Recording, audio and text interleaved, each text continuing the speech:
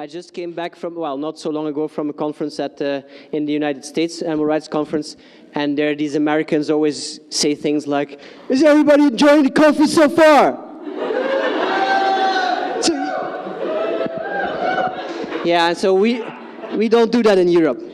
So you have to ask the Americans that are here. Anyway, I'm very glad to be here, and very happy that Overweight organized this conference, and I think it's very important that this is going on in Eastern Europe. So I was already introduced. I worked for EVA. I had a burnout after 15 years of doing that, of leading people and making decisions and dealing with conflicts and all kinds of things. And so, well, I was at home for nearly a year.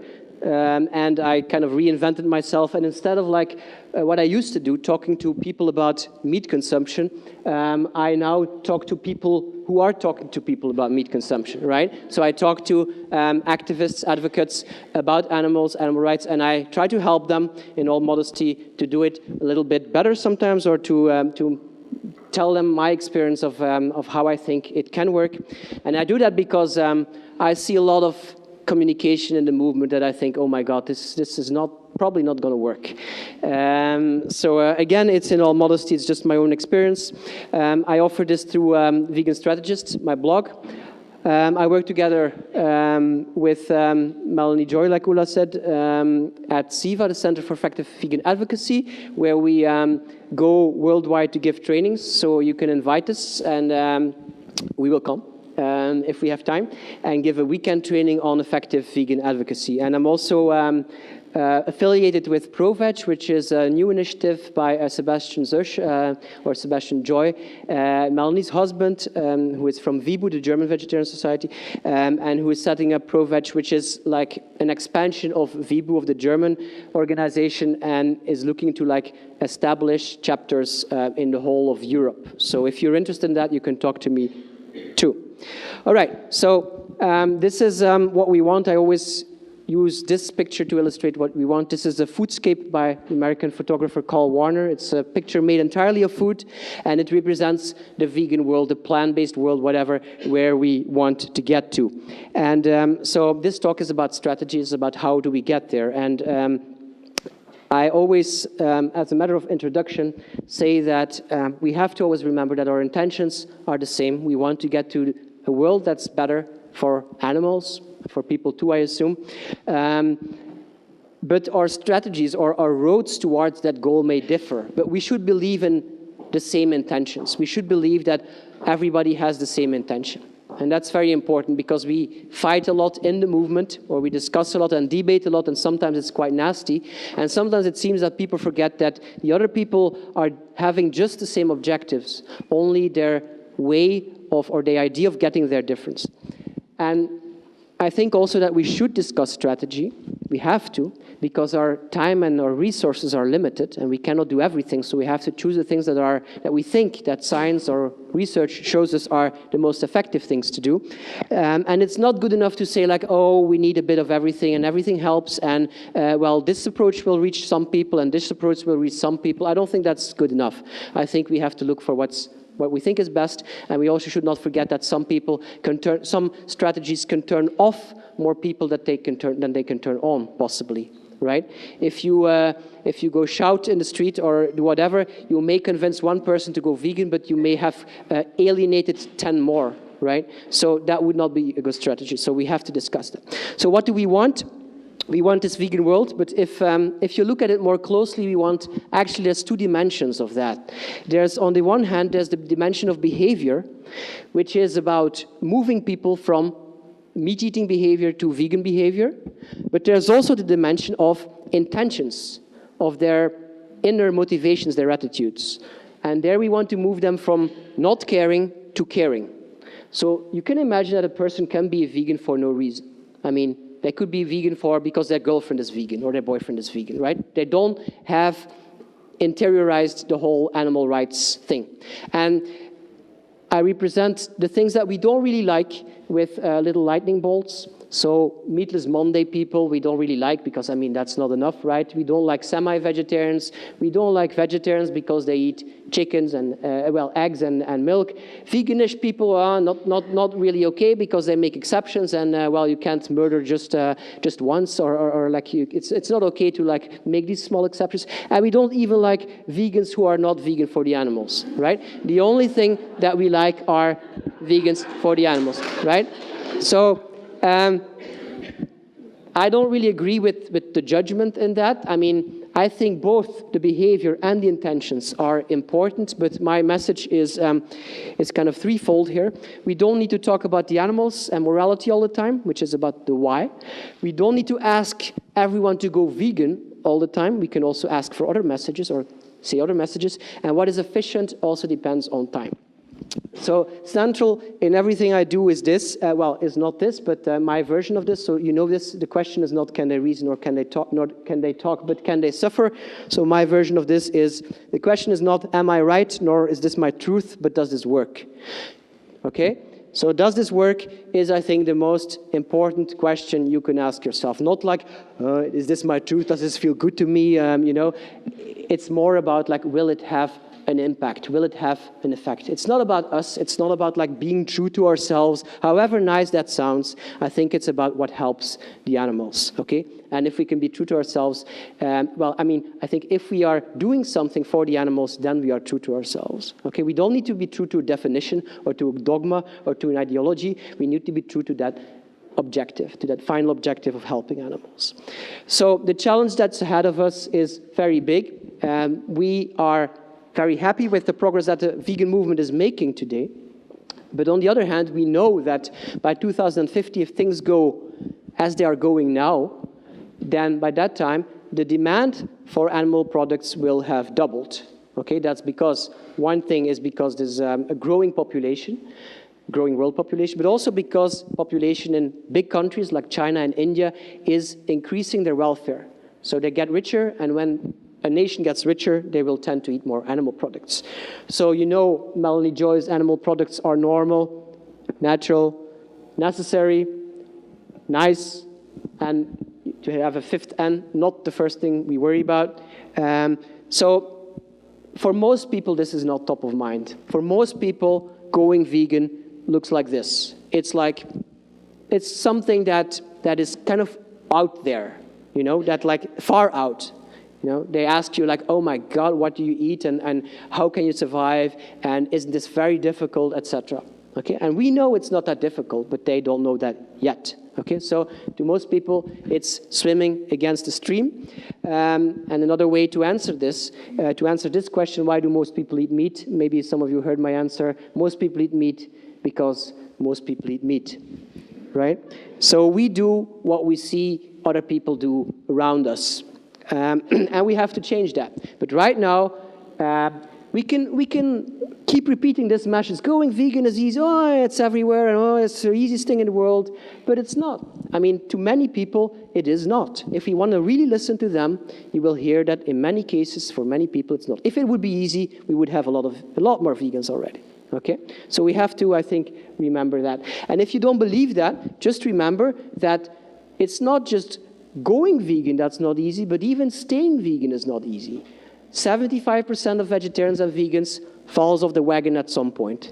I think the average amount of time that people keep up being vegan or vegetarian is 5 to 6 years. According to research, the research is not like definitive, but that's the best information we have right now. And it's really not so, by the way, that it's only the people who are vegan for health reasons that drop off. It's also people who are vegan for animal rights reasons that drop off. My way of putting it is compassion at this moment costs too much. We may think it's easy, but to be compassionate and to put that compassion into practice is still going against the stream, requires effort, requires going out of your way. It's not the default to eat vegan or to have vegan options on your plate, etc. It's not the default option. So as long as it's not the default option, people have to move out of their way. So how do we get to this vegan world? But this is about the why, and the why is the motivation that we're going to give people. The why is about what are we going to tell people about why they should go vegan. This is my reason. Sorry for the cruel image. This is a moral reason. This is about caring about animals. And it's probably all of your reason too, right? But there's other reasons. There's, for instance, health reasons. So one way of dividing these factors or these driving forces is this. We have moral and non-moral reasons for changing our diet or our consumption, okay? There is, on the one hand, how the animals are treated, the fact that animals die, environmental problems are also moral reasons, etc. And on the other hand, we have the non-moral factors like health, like your girlfriend that's gone vegan, or basically just the fact that there's a lot of alternatives everywhere and it becomes the default option and you would not need to have a motivation to become vegan. I will come back to this. So our movement has been very morally inspired. We give a lot of attention to moral factors, to moral tools. We talk about morality all the time. This conference is about morality. And why do we do that? Why is there this big focus on morality? Well, it is a moral issue, of course, but well, there's the fact that we think that revolutions happen for moral reasons. Like the abolition of slavery. This is a pamphlet where it says 3 million of your fellow beings are in chains. This is a moral argument. We have to liberate our fellow human beings. They are in chains. They are suffering. We have to liberate them. But we forget that apart from this, there were also other factors at play in the abolition of slavery. Does anybody know what this is? This is the steam engine. And the steam engine was developed at the same time of the fight against slavery. And this is one of the technologies that was developed that made it sometimes cheaper to have tasks done by machines than by people, than by slaves, even slaves, because slaves cost. They have a cost. You have to feed them, you have to house them, and machines could be cheaper in certain circumstances. Can you see a factor like that, how that could influence the fight against slavery, how that could facilitate the moral argument, right? And another argument there was just the war. We think that slavery ended for just moral reasons because people had this epiphany like, oh, it's wrong, we have to stop it. And that was certainly a part of it. But the war was also a part of it. The North defeated the South. The North was against slavery. The South had to stop because it was defeated by the North. Okay, so this was by force. And the second reason for this moral focus in our movement is, going back to what I said in the beginning, these intentions. We think, and I think rightly so, that these intentions matter. Doing things for the right reasons matters, right? And health vegans, what do you think? This is a health vegan. Do we trust her? You know? We have some kind of strange feeling about her, don't we? And some people go so far. This is an article, I responded to it because I don't agree with it.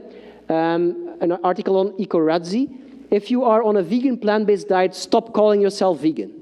Okay? So some people are saying, if you are not vegan for moral reasons, then you're not a vegan, period.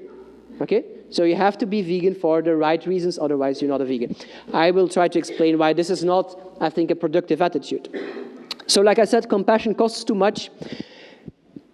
If you look at alternatives versus effort, the less alternatives we have, the less available that they are, the less tasty they are, the more expensive that they are, so the lower their availability, the higher the required effort, okay? So compare it with you wanting to, well, I have to fly to, I have to be at a conference in the US on Wednesday. Suppose you convince me, like, flying is evil. You know, you can't fly. It's like horrible for the planet. And suppose I believe you. I think that's true. But can you imagine how motivated I have to be in order to go there and take the boat? You understand? I have to be really, really motivated to spend 10 days on a boat, right? Instead of taking the plane. So you can imagine that that's not going to convince a lot of people. So bringing this back to, well, the other way around, if there's a lot of alternatives, your required effort decreases. So bringing this back to our movement or our topic, suppose that water and bread was the only thing you could eat today as a vegan. Who would still be vegan today? Come on. There's always a few. And to those people I would ask, I might be too, I don't know. But to those people I would ask, like, would you have gone vegan in the first place if this was the only thing that was available at the moment you went vegan? That's even less obvious a question, right? Or the answer is less obviously positive. But then imagine, well, okay, so was it you? Yeah, you and a Buddhist monk would go vegan in these circumstances. But then imagine that we discover, like we did 30 years ago, we can combine pulses and legumes and we can create some pretty decent macrobiotic meal. Okay, and then more people can go vegan. It becomes easier. And then we develop really good meat substitutes like tofurkey, and more people can go vegan. And then maybe in the next 10 years, we develop lab meat, and it's indistinguishable from real meat. You know, the original meat. It is real meat.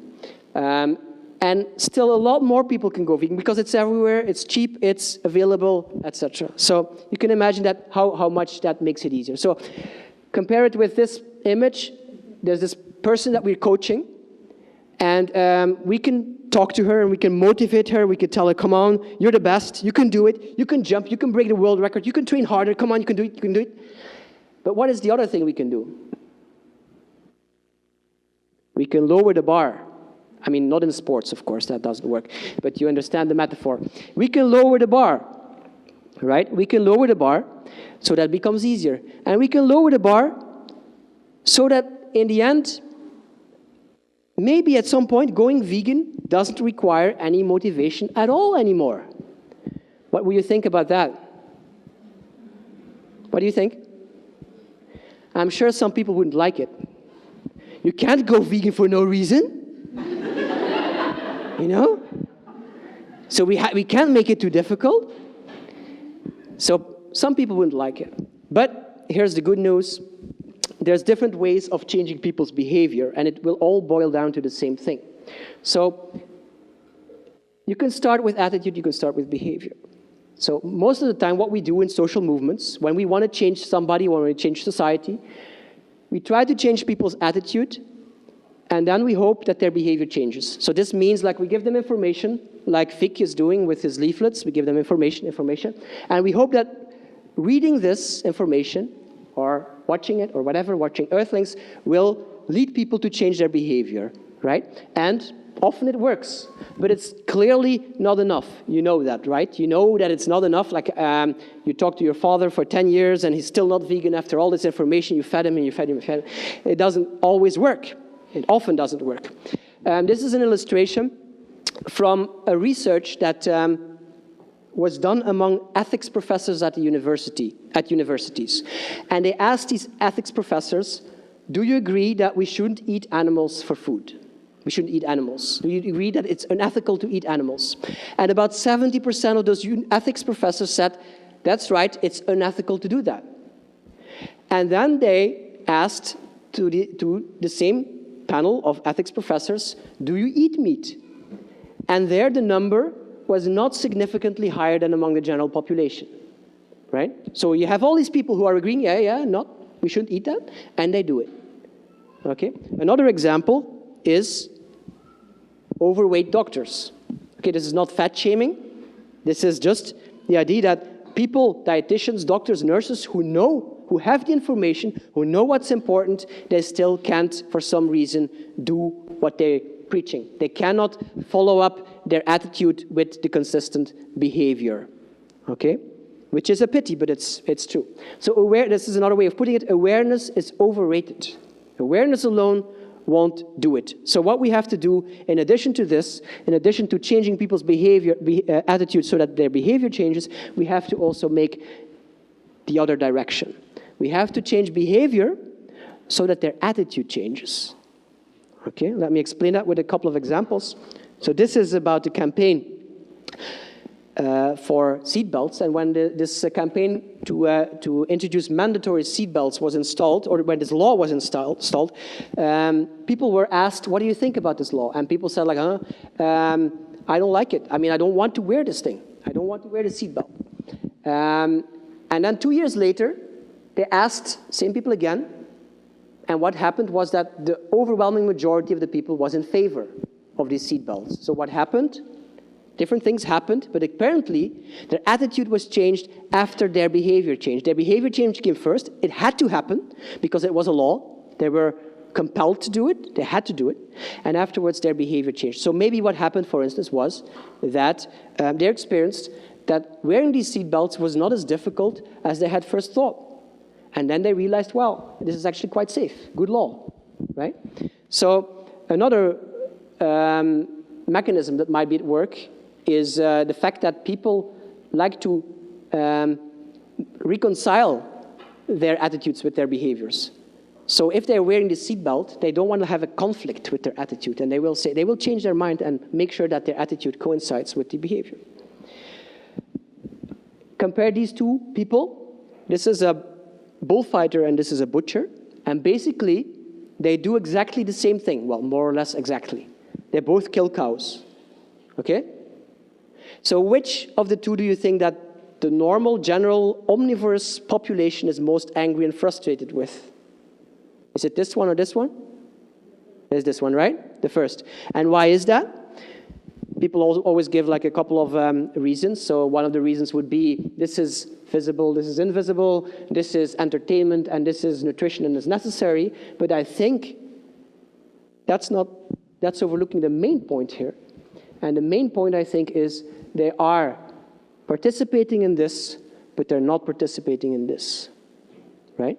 Can you imagine how much easier it is to judge a behavior or to judge anything that you're not guilty of yourself? I mean, like, it's easy for people to say that fur coats are evil if they don't have the money to buy a fur coat, right?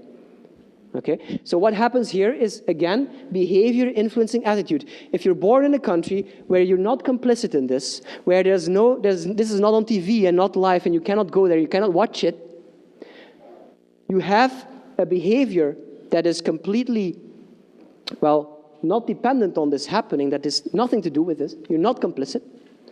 And the attitude, your attitude follows that. Okay? So, yeah, one last example is when they gave students at the university a test. They said, like, can you write me an essay about animal cognition and animal emotion? They were asking the students to write what they thought animals were capable of. And, well, these psychologists are very ingenious in their experiments. While the people were writing there, they put, with some people, they put nuts there, nuts to eat. And with other people, they put little meat snacks there. And can you guess what happened as a result? So those who had the meat snacks on their desk while they were writing the essay, in their essay, they were attributing many more qualities, cognitive, emotional qualities to the animals than those, well, less, right? So the ones who had the nuts were attributing many more qualities to the animals. They said, like, they can suffer, they can have pain, they have emotions, than the people who had the meat on their table, right? So they were seeing, I'm going to eat this meat later, and this influenced, it was even future behavior. This influenced their attitude about animals, okay? Right, so the other way around, if you already eat vegetarian now and then, you know, it becomes easier to think about animals. So usually we think like this: the more people care about animals, the more people eat vegan, right? But what if it's also the other way around?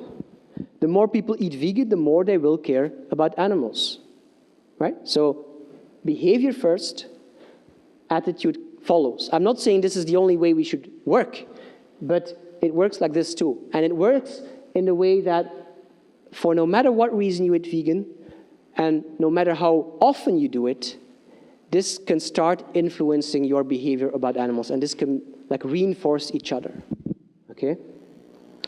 So imagine what will happen when all these like great technologies are coming. Well, they're already here, actually, some of them. So this was just launched, the Impossible Burger. You may have heard of it, by Patrick Brown, a guy, a scientist, a chemist, who was trying to develop the ideal meat burger, and it's so real that it actually bleeds. Hampton Creek, you know them, right? Who are reinventing the egg or trying to take the chicken out of the food chain. Moo-free is about animal-free milk. Mark Post is about inventing lab meat, cultured meat, clean meat. The first vegan meatball was recently developed. It's still not available, of course. It will not be available in the first 5 or 10 years, probably commercially and at an affordable price. But imagine the development, how much this could change things, right? This could be the technological revolution that precedes the moral revolution. We don't necessarily need to have the moral revolution first. I know we want that. We want people to do it for the right reasons and not just because it's easy to do. We want them to be good people. But what if they end up being good people and doing the right thing and thinking the right thing in the end? Isn't that the same thing, more or less? What if it gets us there faster? I think that would be good. So these products that most people love so much, what if they could still have them without the animals, right? How much could that influence them in their thinking about animals? So some other examples, not in the product department, but in the field of out-of-home eating. This is a chain, Native Foods Cafe, and this is the Veggie Grill. So in the US, they have at this moment, I think, 20 or 30 restaurants, and they're wanting to expand to a lot more. If this comes to your area and you can eat there at an affordable price and easily and quickly, etc., this can make such a difference in people's behavior, in making it easier and making it easier to think compassionately about animals. So hence my idea of making compassion easier. You make it easier for people to open their heart about animals when you take the barriers away. These are barriers to feeling in a way, because people know that if they're going to listen to their heart, there will be a lot of consequences. There will be a lot of practical consequences. So if we can show them that these consequences will not be there, it will be so much easier to feel that. So to recap the why, swim against the stream right now. You can do it, this is another picture of non-moral reasons. You can do it for non-moral reasons also. The reasons don't really matter. Alternatives, the more alternatives and the better that they are, the less the required effort, and very importantly, behavior change can precede attitude change. So then we look at the what, and the what is the exact message. What is the message that we have to give people? What is it that we're going to tell them? And if we want a vegan world, basically, this is the default option, right? We say go vegan to people. If you want a vegan world, the obvious thing is to say go vegan. And we can say it all nicely, go vegan. Or we can say go vegan, you cow-sucking perverts. But it remains the same message, right? It remains the same message. It doesn't make that much of, I mean, the tone, of course, does matter, but the people are kind of hearing the same thing. So why do we stick to, or why does a big part of our movement stick to this idea, well, of the go vegan message? Well, because it's where we want to get people. If we want a vegan world, we ask them to go vegan. And some people think that it's actually immoral to ask for less, that we are betraying the animals if we're saying something like eat less meat, right? Because if we say like eat less meat or don't eat meat on Monday, then we are implicitly giving them the permission to eat meat on the other days. That may be true, but I think here is a point where we have to look at what works. And it seems that asking people for a small change works better than a big change. So here are some arguments to use in some of our outreach. You don't have to do it in all of your outreach, or with some people and not with all people. You can look who you have in front of you, but to use a reducitarian message. So like I said, people are more likely to do something if you don't ask for too much. If I ask you, like if I tell you about the horrors of how our clothes are produced, right? And I tell you, like, from now on, you should not ever buy anything but fair clothing or second-hand clothing or whatever. Or I say, like, from now on, you should not ever take a plane anymore. I think there's less of a chance that you will listen to me than when I suggest you something that you think is feasible. Like, for instance, well, start going to this shop, or start, like, not using flights for short distances, that kind of thing. Secondly, reducers may become vegans. Okay, many people start with reducing, then become vegan. Thirdly, all the reducers together reduce suffering more than the vegans. Why is that? Because there's more of them, right? There's like 30, 40% reducers in some countries, there's like a couple of percentages of vegans. If you add the effect of both groups, the reducers have more effect, okay? And most importantly, and I will come back to that, many reducers may tip the system faster than a few vegans. I think that if we are with a lot of reducers, it will have more of an impact than a couple of percentages of vegans. So I would say increasing the number of vegans is definitely not the only thing we should do. We can do that, and it's important to create activists also. The activists are often vegan and other way around, but there's other things that are important too. So let's look at a phenomenon that you know here too. This is the gluten-free thing, right? You know gluten-free here too, right? In Poland. So it's become a big thing, right? It's in just 5 or 10 years, it's become really huge. And in some places, it's really more important and present and more there than the vegan thing, okay? So much so that gluten is the new Al-Qaeda. So it's really a popular thing not to eat gluten. So I realized when I read something on the web, a woman was saying like, well, there's different categories of people. There's these people who are, like, when they eat, they're really intolerant of gluten. And when they eat even a tiny bit of gluten, they die, or whatever they do when they eat gluten, okay? I don't exactly know, but they have really serious health problems. And then there's this other group of people that think they have to avoid gluten. And doctors say, like, it's not really useful. Scientists say, like, it doesn't help, but people, it's like a fad or whatever. So the thing is that this one group, this first group of the really intolerant people, the people who have to avoid gluten, they're a tiny group, they're 1%. The other group is 10, sometimes 20%, some populations, right?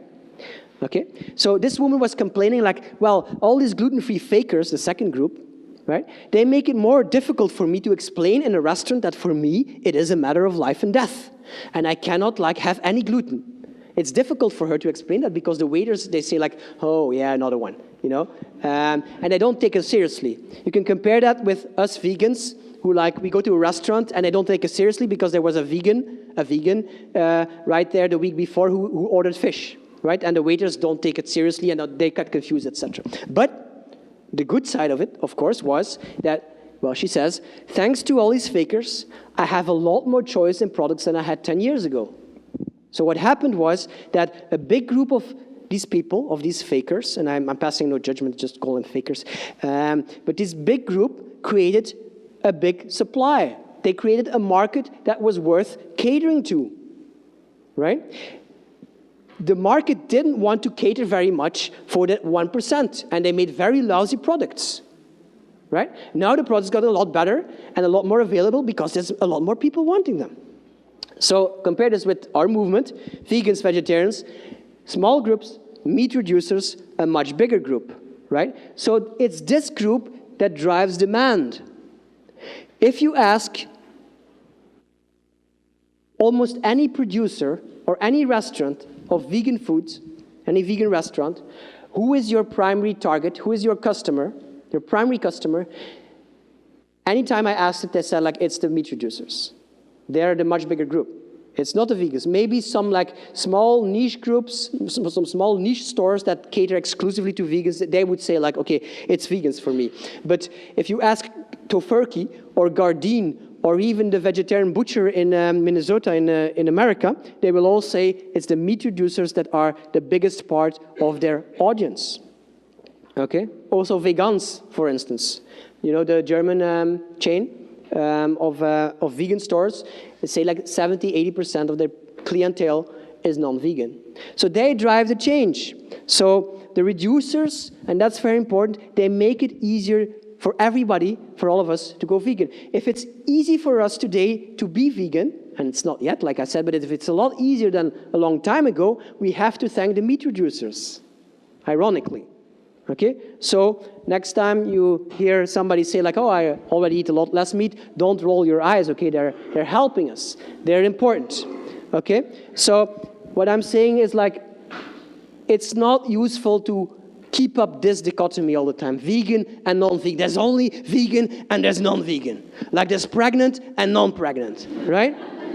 it doesn't make much sense, and it's not productive or effective, okay? So, when we put the what and the why together, we want people to be vegan, to have the behavior, and we want them to do it for the right reasons, which is they do it because they believe that animals are important, animals matter, and we cannot use them for our own purposes. So I think that we will get there. We will get where we want them. We will get people who are vegan, who care about the animals, but it may be a bit less directly than we think or than we want to. Okay? So what happens is that people slide up on this scale because of the reducers. So, yeah, sorry, this is another slide, but this is the way it is right now. So if you look at these two dimensions, there's very little vegans, more of the other categories, and especially a lot of people who are like, yeah, once a week, twice a week, they eat vegetarian or vegan dishes. And the people who are doing that for health and variation and for no reason are more, there's more of them than the people who do it for the animal rights reasons. Okay, that's the situation today. But as the choices, like I said with the gluten-free thing, as the choices increase, and the choices increase because of all these reducers becoming stricter, so moving on that dimension becomes easier, right? Going like that. And secondly, as people eat vegan, for whatever reasons, and to whatever degree, their defense can go down and their compassion can grow. Okay? So again, it's not necessarily so that you need to have a person care about the animals from the beginning. We know from research also that there's many people who I'm sure there's people here who started being vegan for health reasons and then developed the animal rights reason along the way, right? So I don't think it's a bad idea to ignore the health reasons and to think like, oh, health reasons are not sticky, etc. We needed to open the doors, right? And people can move on from there to other reasons. They can consolidate their veganism with the other reasons. What research also showed that the people who stuck it out the longest, who were still vegan after a lot of years, they were people who had many reasons for being vegan, not just one. Okay?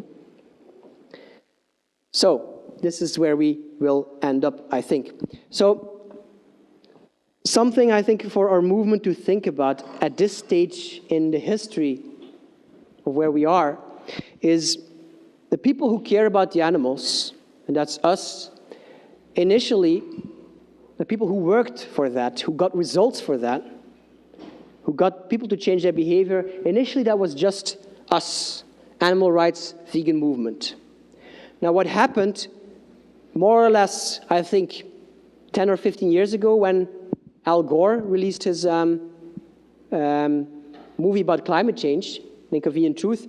That was, and when the Livestock's Long Shadow report by the UN was released, that was a point where a lot of organizations picked up on the meat and environment point, right? And also recently, a lot of organizations have picked up on the health point. So we're no longer alone in making sure behavior change is happening for animals. There's also now the whole health thing, the health movement, and this is not part of the animal rights movement. This is like Cancer Society, Heart Disease Society, Diabetes Societies, whatever, general government recommendations about health. And this is also about sustainability. Environmental organizations, Greenpeace and WWF picking this up, etc. So we are no longer alone. We're still alone kind of in our motives, but we're not longer alone in creating this change. And then, very recently, like just since 2 years or something, another factor happened. And I think it's really the biggest thing that happened in maybe 50 years of our history. And that is that all of a sudden, there's business motivations to do it, right? And I was thinking that back in 20 years ago, I was suspecting that there would be a day when some rich people saw that meat was going to be a problem and that they would put a lot of money into developing alternatives. And this actually is happening now already faster than I was thinking it would happen. We see in especially Silicon Valley venture capitalists putting hundreds of millions of dollars into these alternatives. And in a way, you could say that this is money that is pumped into our movement. It's not really in our movement, but it's in the bigger movement that goes in that direction, right? And this is money that I think we never had before.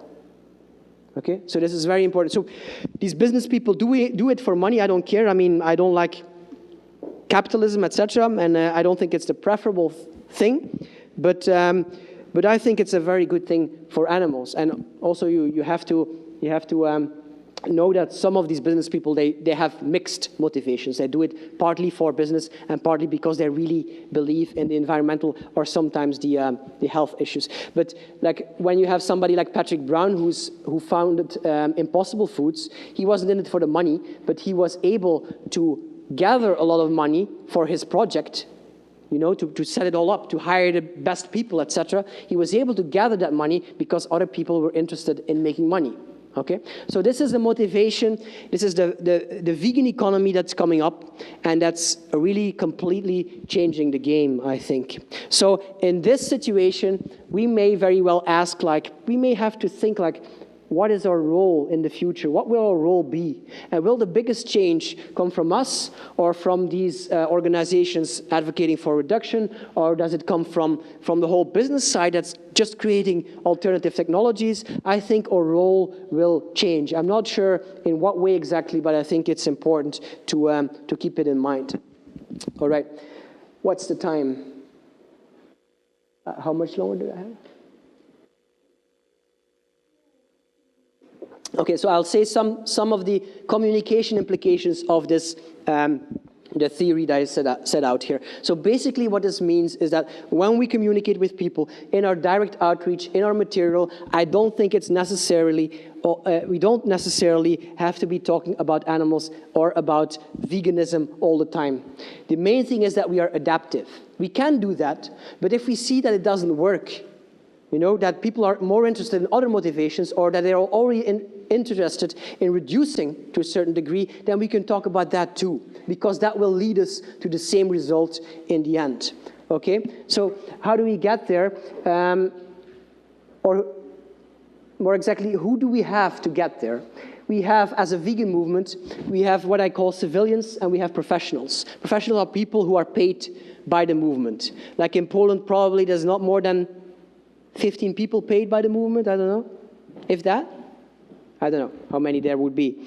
A couple of dozen, maybe, at most. But there's a lot of you who are activists, advocates, volunteers, etc. So that's the big part. And I think that if all of you advocated in a good way, if all of us, if all the people who are already vegan or near vegan advocated in a effective, functional way, I think that could make a lot of difference. And that's why I spend a lot of time investigating strategies and trying to tell people about what I think works. So if all of you, if all the vegans in a country made one more vegan in 5 years, then it would take, and those people did the same, then it would take about 30 years for a country to become vegan. So that's not too bad, is it? And I always tell people, vegans, that what you eat, your own consumption habits, they're important. It's important to be vegan, but it's of relatively minor importance compared to the impact that you have on others. Okay?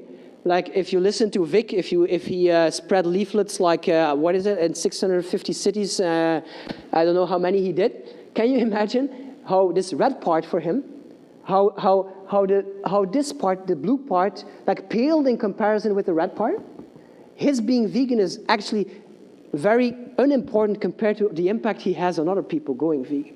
So what I want to say is, if you're just a normal vegan and you don't do anything, you sit in your basement or you don't never talk about it, then you have saved a certain number of animals. But if you convince some other people to become vegan, then you have doubled or quintupled or increased your effort manyfold. Okay? So another way to put this is, what goes into your mouth is less important than what comes out of it. Okay? This is from the Bible, actually. I think it's true.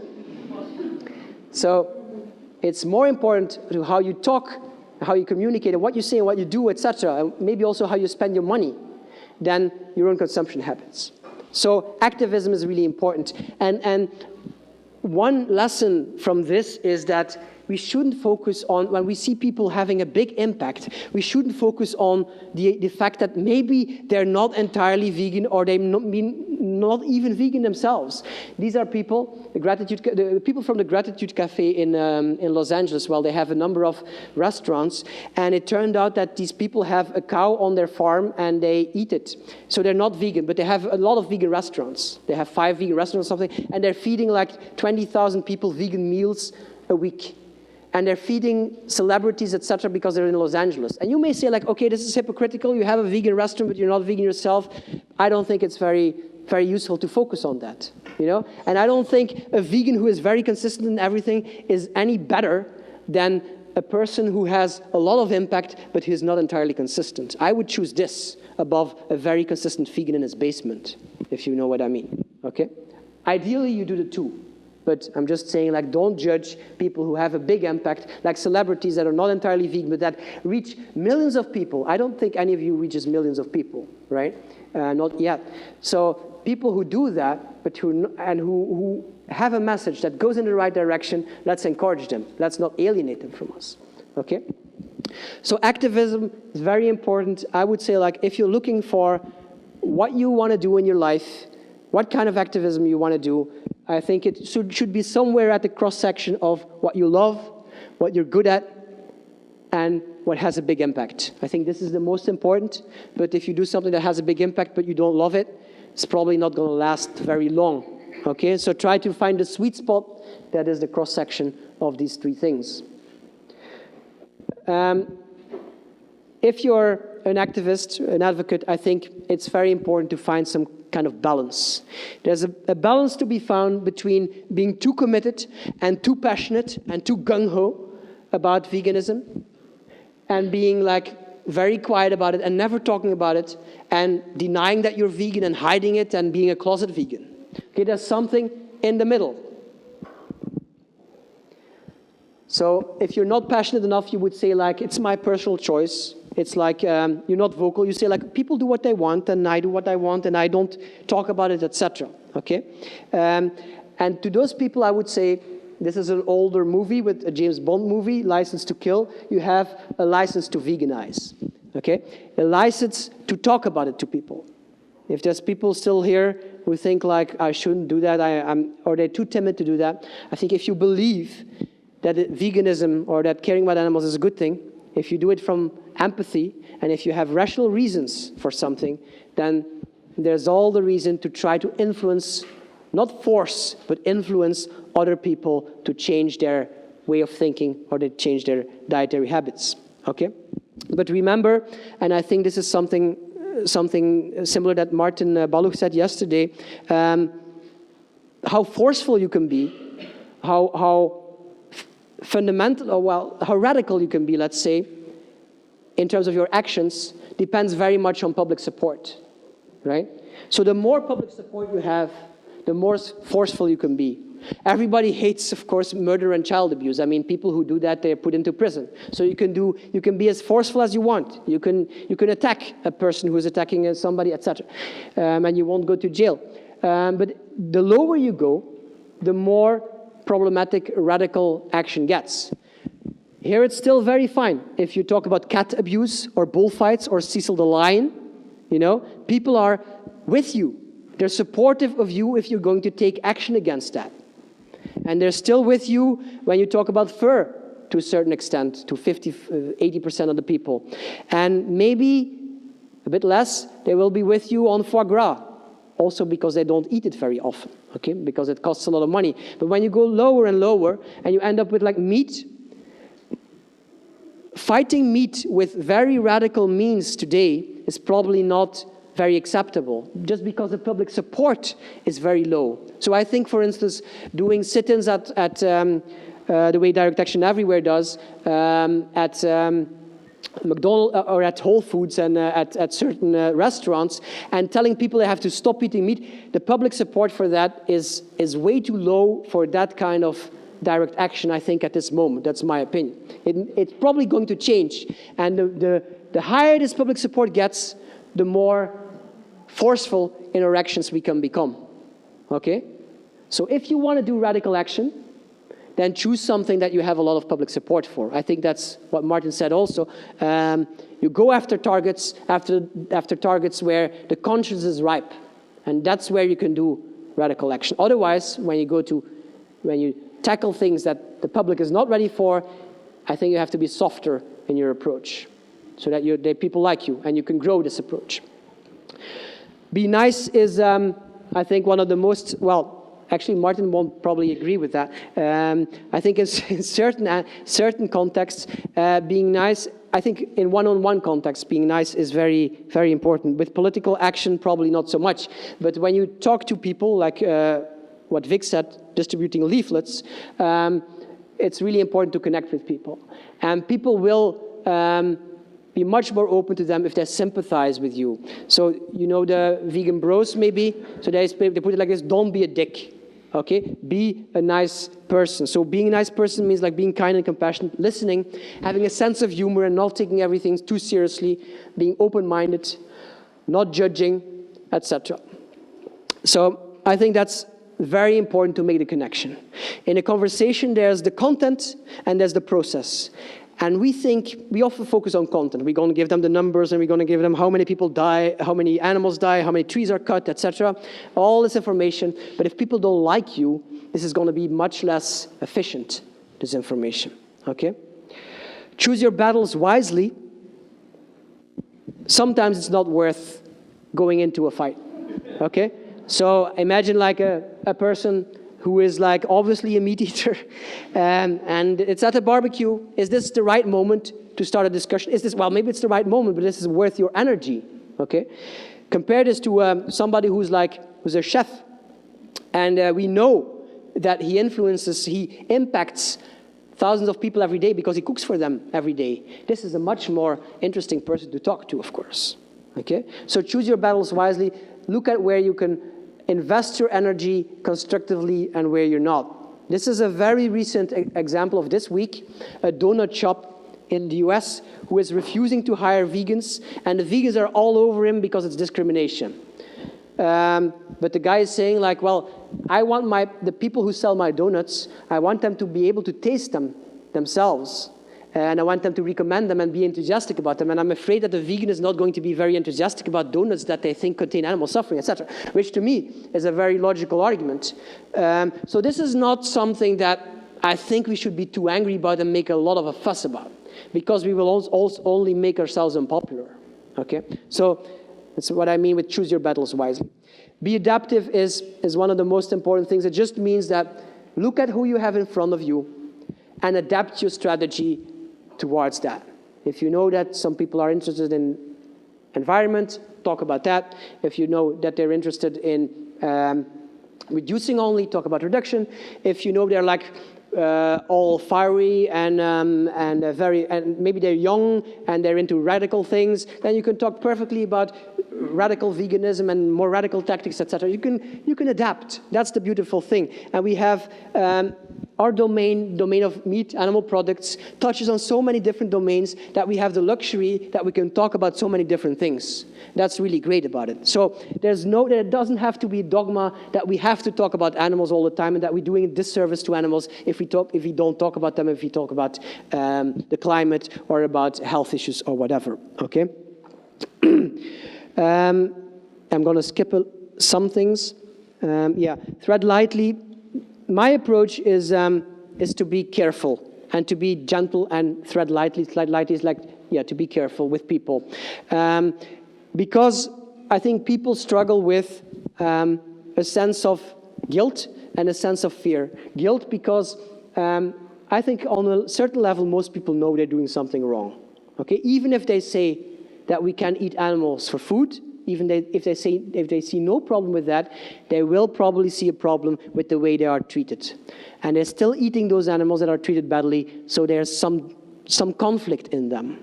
Okay? So they're feeling guilty. But guilt is, most of the time, it's not the best motivator for change. Sometimes it can work, but most of the time it doesn't. And fear, the fear is, we can like ridiculize fear, and we can say like, oh, your fear of change is nothing compared to what the animals have to go through. But if we don't take it seriously, we're not like really listening to these people. So people can be afraid of like having to change their whole life. They may have social fears. They may have fears of being unhealthy, etc. So my advice would be to tread lightly and to do it like, suppose you're interested in another person, and you think like he or she could be the person of my life. You never talk to them, but you say like, this could be the one. And well, you're not going to approach them and say like, I want to marry you and I want you to have my babies, right? You're going to like step into that step by step. Ask like for a movie or go to dinner and talk to them, etc. And you progress along, okay? So another way of putting this is like we have to help people to take the first step rather than the last. It's not the last step that they have to take first, not the last 5% or the last 10%. They have to take certain steps first. They have to cross the barrier. There's certain prejudices that they have. Vegan is not tasty and it's not easy and it's not healthy.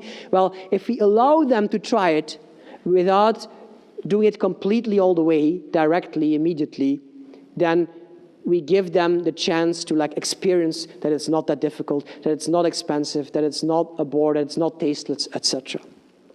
Okay. Always keep impact in mind. Having a big impact is not, like I said, it's not telling it like it is. It's not talking about what we want to talk about. It's not like, oh, I think this is horrible and this needs to stop. And yeah, well, this would be your default option to talk about, but think first about what is going to be effective. I think that's the most important. And being effective is doing or saying stuff that connects with people, that makes people connect to us, and that makes them open their heart and their mind to our cause. I think that's effectiveness. Okay? It's not about forcing them to be vegan. It's opening their hearts and minds for change. That's what we can do, I think. So, in a way, it's about inclusiveness, including as many people as we can. And in the meantime, I still see a lot of people where I think like, well, I have the impression that you want a vegan club rather than a vegan world, right? So while people have this experience that it's really difficult, a lot of people have it, difficult to go vegan, what we are doing, or what part of our movement is still doing, is saying something like, stop, are you vegan enough? Are you vegan enough to join me, to join us, to join our little club, okay? So sometimes I have the impression that vegans wanted to be the world's smallest group.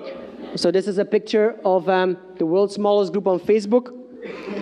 And the description says, this is the world's smallest group. I am the only member. If you join it, I will kick you out. So this is not how we should act, of course. But this is the way some people, subconsciously, I think, still act. Like that, we are excluding some people because we think they don't belong to us. And the way we make it more difficult for people to join us is to be very proud of all the things we don't eat. Like we say, like, I don't eat meat and butter and milk and dairy and fish, and I don't wear leather and wool and silk and blah, blah, blah. That's what when somebody asked, like, what does it mean to be vegan? I was doing that 15 years ago. I was like making as long a list as possible because I was very proud of all the things I avoided. But of course, that's not very productive. I mean, it's just scaring people away from our cause, right? So now I say, like, I don't eat animal products, or I don't eat meat and fish and no eggs and dairy, and I stop there. Okay, I mean, if they ask more, I will tell them about honey and additives and whatever if they want to know, but I will not volunteer that information. I don't think it's a good idea. Okay, I will also not publicly examine ingredients. I will do it at the supermarket, but when I'm at people's home, I mean, if you really want to be sure what's in something, I mean, take it to the bathroom or something, but don't do it like in people's face, okay? Because it just makes it seem more difficult. The vegan police, you know, so this is all about following the rules. The rules are not the goal. Right? The rules are just the rules. We cannot make the rules the goal. I'm so vegan, I don't watch Kevin Bacon movies. Right? So it's about being a level 5 vegan. I don't eat anything that casts a shadow. So this is not the kind of vegans we want to be, I think. We should be. And if we're worried about these tiny bits, these little ingredients, that will solve itself. These problems will solve itself once that the other alternatives are in place. You know, these tiny bits, they will be too inefficient to produce once we don't produce meat and eggs and dairy anymore. So it will be way too difficult. So that will solve itself. Don't worry about it. So what I said in the beginning, what you eat, your own consumption, is way less important than the impact you have on others. Okay, so this is minor. Be vegan by all means, but if we put like a magnifying glass on this part, and if we're going to like examine all the tiny bits, that's going to be very unproductive. So for instance, honey and wine, I mean, my advice is not to like, not to talk about that too much. My advice is actually that every vegan has to drink wine, because we have to make sure that people don't see the stereotypes of boring people. I'm just kidding. You drink what you want, of course, but I think there's some truth to the idea that people still think that, like, I mean, have you had the experience that, like, oh, you're vegan so you don't drink wine, or you're vegan so you don't eat sugar? I mean, still basically they don't know what it is, but it seems to signify to them that everything that's nice and that's pleasant is taken away. Right? So that's why I kind of stress that I drink wine to them. This is a book that's called Veganissimo A to Z, Comprehensive Guide to Identifying and Avoiding Ingredients. And it says at the top, Veganissimo, one who is vegan to the highest possible standard. And I think it's a book that should never have been written. It has like hundreds of pages of ingredients. So imagine that your friend asks you, like, can you help me paint my room this weekend? And you say, like, well, I have to check the paint first to see if it doesn't contain any animal ingredients. I mean, that's going to alienate people from each other. I don't think that's effective. It's not good for animals. It's not what we need to be about. We need to be about the big picture. Okay, so that's how people will react. If they hear us talk about all these details, well, it's going to backfire for us, I think. I mean, by all means, if you care about the details, care about the details. But there's a difference between like being very open about it and showing that to people and explaining that to people, all the things you avoid and how difficult it is. There's a difference between that and doing that in the privacy of your own home. I mean, if you're in the supermarket, I mean, I examine my packages too. You know, the packaging. So it's a matter between it's a difference between what's visible and what's not. Okay. And then one of the last things, Janja, perhaps you've seen this before in my talks. You are not your audience. You're not your audience. I think Vic said it. People think that other people are like them all the time. We are prone to think that other people, they function just like us, they're motivated by the same things, but the most important skill for any activist is, I think, the ability to put yourself in other people's shoes. The ability to imagine what it is for them to hear our message. How does our message sound like to them? How is it perceived, right? And I'm not saying that we only can tell them what they want to hear, but it's no use feeding a baby something that they cannot swallow, right? So I would advise us to adapt our message to the audience as much as possible so that we have as much certainty as possible that something will get through to them, okay? And not just say what we want. So one, I have a lot of examples, but just one that I will give for looking at the audience's perspective. This was a campaign last year that said, like, during Thanksgiving in America and Christmas, you ask, as a vegan, you ask your family to have an entirely vegan dinner for the whole family. If they don't want to do it, you boycott it. You don't come to the party, right? So this could be very well your ethic. This could be what you think is moral.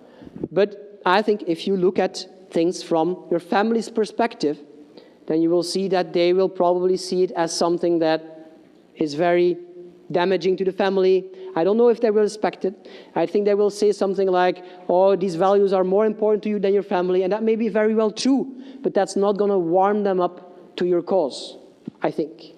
Some people it will, but I think most people it won't, okay? So last thing, leave dogma at the door. I don't think that there's any reason to be to follow one strict strategy, not even a strategy of effectiveness. Don't listen to every word I say. Don't just take anything I say for granted. I'm sure you don't, but any dogma, any person that says they have it figured out, that say like, I know the best way to veganize people, and we have to all do this to get to the vegan world as fast as possible. I'm skeptical about that always. So another way to put this is there's no moral obligation to present veganism as a moral obligation. This is the dogma that we sometimes hear. We have to present veganism as a moral obligation. Well, I say there's no such moral obligation. If there's any moral obligation, then it's the obligation to be helpful for the animals, okay, to do what helps them. So instead of spreading a dogma, offer people a choice. People don't want to be told what to do. We're all adolescents in that. Like adolescents don't want to be told by their parents what to do, and we're still like that as grown-ups, right? We don't want to be told what to do. If we are told what to do, a lot of us will just do the opposite, okay? And an obligation is not attractive. If we tell people you have to eat this and not this, then they will think like, oh, this must be much more interesting if I can't have it, right? So it's probably not very attractive. So I would say that we have different ways of communicating our message and asking things from people. These are the days of the week in Dutch, so Monday, Tuesday, etc. So we can ask them, like, we can see where people are. If they don't do anything, if they're heavy meat eaters, we can say, like, start with, like in Belgium, it's Thursday, Veggie Day. If they're there already, we can say, like, why don't you add a day? Meatless Monday and Thursday, Veggie Day. Or why don't you become a semi-vegetarian? Half of the week you're vegetarian, half of the week you're eating what you want. Or you're a weekday vegetarian. In the week you're eating vegetarian, vegan. In the weekend you do what you want. Or maybe you have a Sunday meat day, you know? Like the whole week, except for Sunday, you are vegetarian or a vegan. Or we can tell them, go vegetarian. We can say, like, try it for a week. You know, try it for a week and see what it does. I think these pledges, these 21-day pledges are a very good idea because people have the feeling like, okay, I'm committing to these 21 days, but I'm not committing for life. And I'm not losing faith if after these 21 days I don't proceed. Okay, and we have to allow them that, I think. You can say, like, try 2 weeks, try 3 weeks, month. Or we can tell them, like, even, choose an animal, you know? Choose an animal that you cut out. And there's good reason to cut out the chicken because there's many of them and they suffer a lot. So we could say, like, One Step for Animals does, an organization in the US, start with chickens, you know? And it's not, I think, disrespectful to cows and sheep and pigs, etc., to say start with chickens. I mean, the important thing is that people start somewhere, you know? And the important thing is that they do something and that you are effective in your message. Or you can say, if people say, like, well, I can't do this the whole year, and I have to, like, my grandmother, who is almost dead, and once a year she cooks this dish for me, and once a year we go there for Christmas, and she's probably going to live 2 years maximum. I really cannot do that, and blah, blah, blah. And I would say, like, I mean, if this is what stops people from being vegan, I would tell them, like, well, be a vegan except for on that day, you know? Or if they say, like, well, I really love this dish, and I cannot imagine going vegan because then I won't have this dish anymore.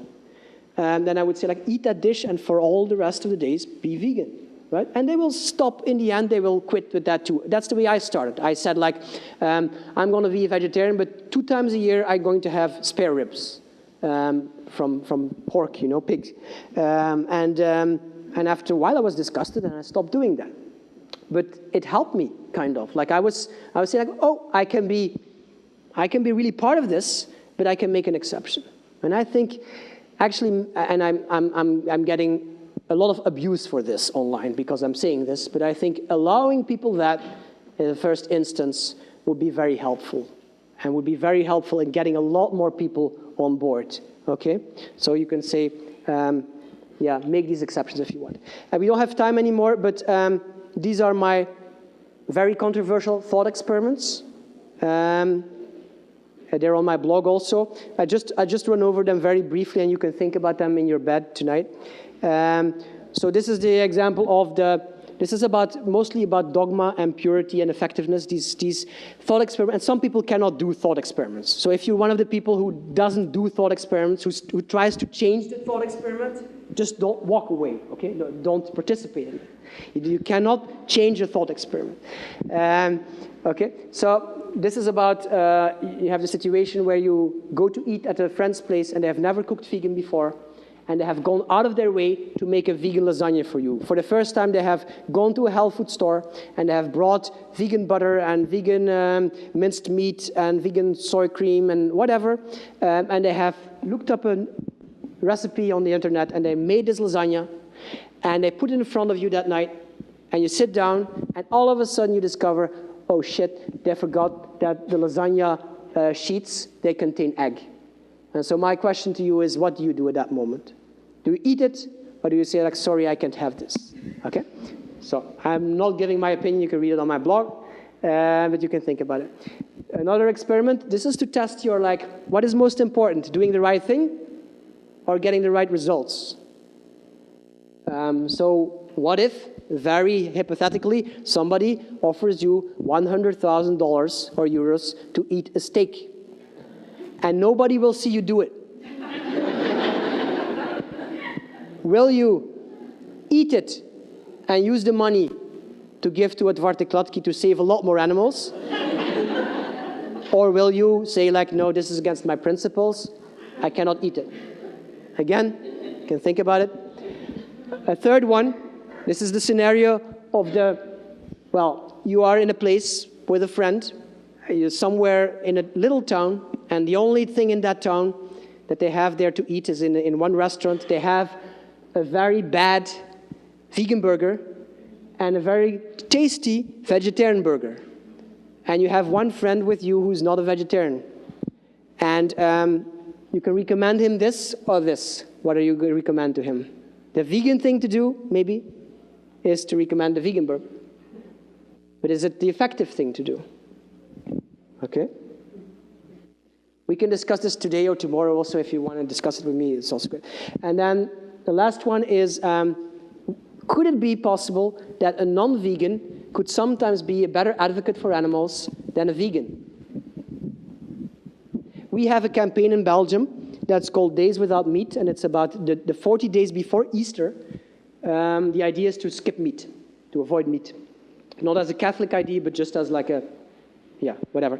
And if you compare it with other pledge campaigns like Veganuary, etc., it's the most, Belgium is a very small country, 6 million people in the Dutch-speaking part, and it's the most successful campaign, I think, of its kind. It has 85,000 people last year participating, 85,000. And the initiators of this campaign are not vegetarian. And at some point, the girl who started it, a student, she was thinking about giving the campaign to us as a vegetarian vegan organization. And the people who consulted her in terms of marketing said, like, don't do that. They said, like, the great thing about this campaign is that people can identify with you as a non-vegetarian. And that's why they join you. And if you would be a vegetarian or a vegan, they would perceive you as like, oh, here's another vegan telling me what to do. Can you understand that dynamic that could be happening?